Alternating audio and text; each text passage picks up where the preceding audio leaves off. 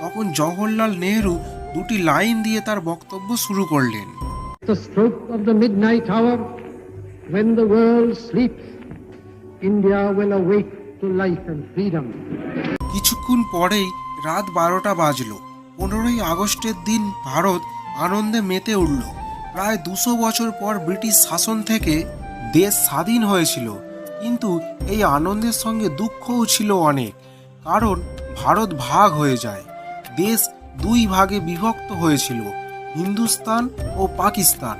হিন্দুস্তান এতই সহজে স্বাধীনতা পায়নি।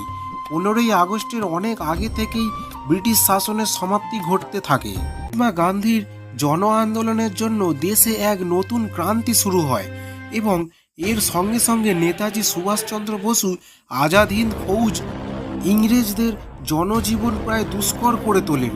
তার ওপর আবার দ্বিতীয় বিশ্বযুদ্ধের